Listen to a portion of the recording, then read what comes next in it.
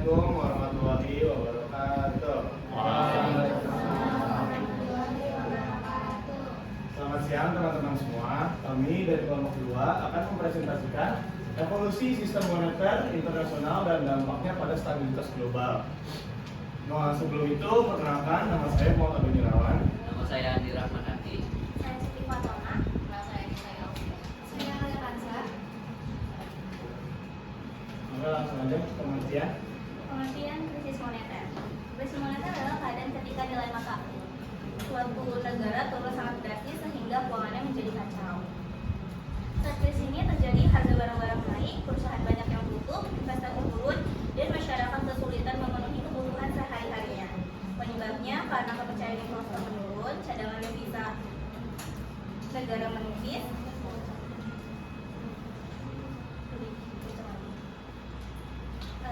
Saat ini krisis terjadi karena barang-barang naik, perusahaan banyak yang tutup, investasi turun, dan masyarakat kesulitan memenuhi kebutuhan sehari-harinya. Penyebabnya itu karena kepercayaan investor menurun, cadangan devisa negara menipis, atau jumlah utang negara luar negeri yang terlalu besar. Nah, lalu selanjutnya itu ada sistem Bretton Woods. Apa sih sistem Bretton Woods itu? Sistem Bretton Woods itu adalah suatu sistem yang dibentuk oleh delegasi dari 40 negara yang terkait. Nah, pada periode ini tuh diawali dengan tanda tangannya delegasi di Bretton Woods Empire pada bulan Juli 1944. Nah, jadi perjanjian itu di mana setiap negara wajib menetapkan nilai tukar uang mereka berdasarkan emas.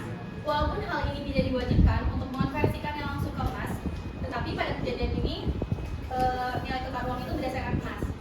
Nah, pada sistem ini juga ada dua lembaga yang lahir, yaitu World Bank dan juga IMF atau International Monetary Fund. Nah, negara-negara anggota ini diminta untuk menjaga nilai tukar uang mata mereka menjadi 1% dan melakukan intervensi jika diperlukan untuk mempertahankan stabilitas kurs. Nah, lalu itu ada keputusan Nixon Shock. Siapa sih Nixon Shock itu? Keputusan Nixon Shock adalah keputusan yang dilakukan oleh Presiden Amerika Serikat, yaitu Richard Nixon pada tanggal 15 Agustus 1971. Nah, pada saat ini Nixon Shock itu menghentikan konvertibilitas dolar Amerika Serikat terhadap emas yang sebelumnya diatur pada sistem Bretton Woods. Nah, Nixon Shock itu mengakhiri sistem nilai tukar uang ini dan konversi langsung dolar ke emas, dan juga menggantikannya ke sistem nilai tukar mengambang yang lebih fleksibel.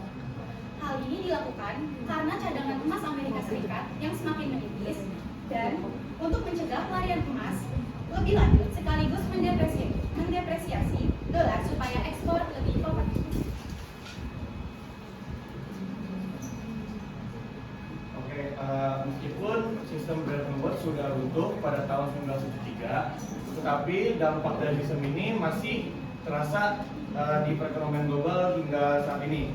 Pertama yaitu dolar Amerika tetap menjadi mata uang cadangan utama dunia, sama seperti saat Bretton Woods masih berjalan. Lalu yang kedua, institusi yang lahir dari Bretton Woods seperti IMF dan World Bank masih memiliki peran besar dalam membantu kebijakan ekonomi global dan stabilitasi keuangan negara-negara berkembang. Lalu yang ketiga, struktur sistem keuangan global sekarang juga masih mengikuti pola yang dibentuk sejak konferensi Bretton Woods berlangsung. Secara tidak langsung, sistem ini telah memperkuat posisi Amerika di dalam ekonomi dunia. Oke, ada solusinya itu diversifikasi cadangan devisa. Jadi kalau misalnya dalam pemerintah itu dolar, dia mempunyai mata uangnya dolar. Nah, jadi itu kayak disebar gitu, kayak kalau euro atau yen gitu, agar nanti mereka risiko kalau misalnya ditukar itu tetap stabil. Nah, kemudian ada memperkuat fundamental ekonomi. Jadi pemerintah itu inflasinya tetap dijaga dan tidak banyak utang, agar investor itu tetap percaya pada pemerintah tersebut. Nah, ketiga itu ada pengawasan ketat sektor perbankan. Jadi pemerintah melakukan pengawasan yang ketat pada sektor bank agar tidak ada peminjaman yang tinggi untuk stabil dalam perbankan pemerintah itu. Kemudian yang keempat itu membangun cadangan emas dan instrumen lindung nilai. Pemerintah melakukan cadangan emas agar kalau misalnya negara itu turun atau tidak stabil, adanya penyimpanan pada negara tersebut. Terus ada kerjasama internasional, melakukan kerjasama kayak seperti seperti World Bank atau IMF untuk melakukan dukungan dana pada kota tersebut. Selanjutnya adalah kesimpulan. Jadi sistem Bretton Woods adalah upaya besar untuk menciptakan kestabilan moneter untuk stabilan moneter setelah Perang Dunia Kedua dan dolar AS sebagai sistem pusatnya. Selanjutnya, namun ketika AS menghentikan konversi dolar ke emas, sistem ini pun runtuh dan dunia beralih ke sistem mengambang. Hal ini merupakan titik penting karena mendorong semua negara untuk memperkuat perekonomian dan menjalin kerjasama internasional untuk menjaga kestabilan moneter hingga sekarang. Oke teman-teman, sekian saja yang bisa kami presentasikan. Apakah ada yang mau bertanya? Maksudnya nanti dilanjutin sama kelompok 1 untuk menjawab pertanyaan yang saya ingin sampaikan. Terima kasih. Wassalamualaikum warahmatullahi wabarakatuh. 3. Assalamualaikum warahmatullahi wabarakatuh. Kami dari kelompok 1 ingin melanjutkan tanya jawab dari kelompok 2. Sebelumnya perkenalkan, nama saya Alisa Salsabila.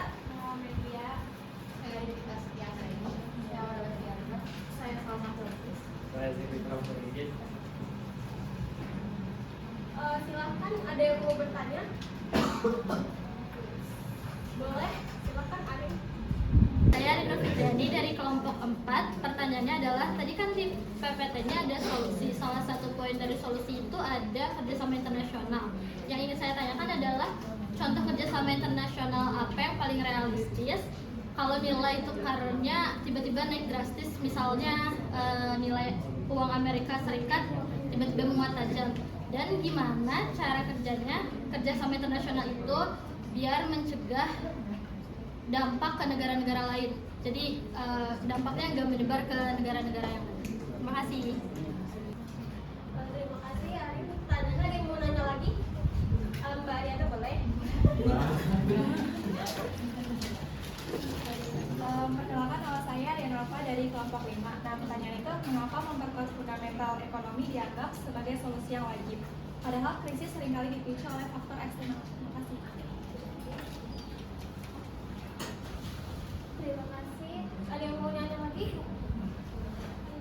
Silakan juga.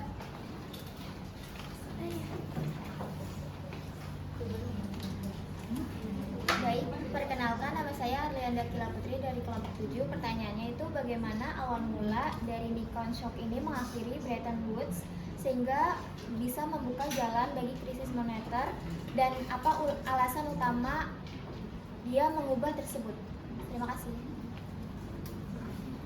Terima kasih pertanyaannya. Sebelumnya aku mau jawab pertanyaan Arin dari kelompok 4 ya.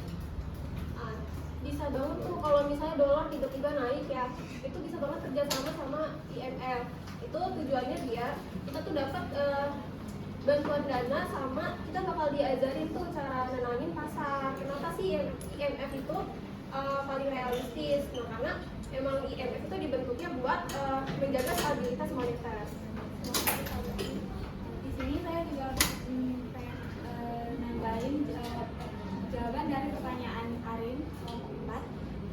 Nah, dengan kerja sama negara yang lemah,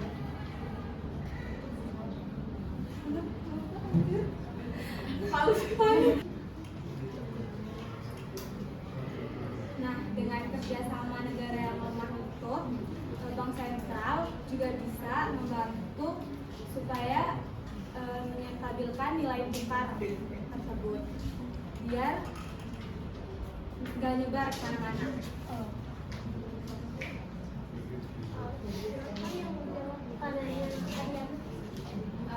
Saya izin menjawab pertanyaan kelompok 5, Ariana. Tadi kan bertanya mengapa memperkuat fundamental itu penting, kan? Dianggap penting karena berfungsi sebagai benteng pertahanan dan yang menentukan tingkat kerentanan suatu negara terhadap guncangan eksternal. Faktor eksternal itu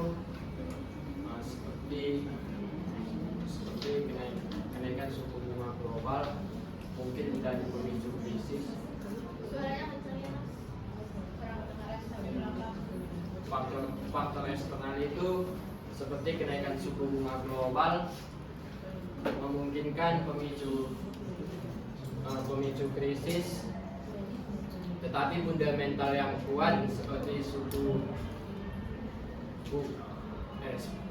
suku cadang yang kuat dan sistem perbankan yang sehat memastikan goncangan tersebut hanya menjadi tantangan yang terkendali, bukan menjadi tantangan yang dapat dilakukan.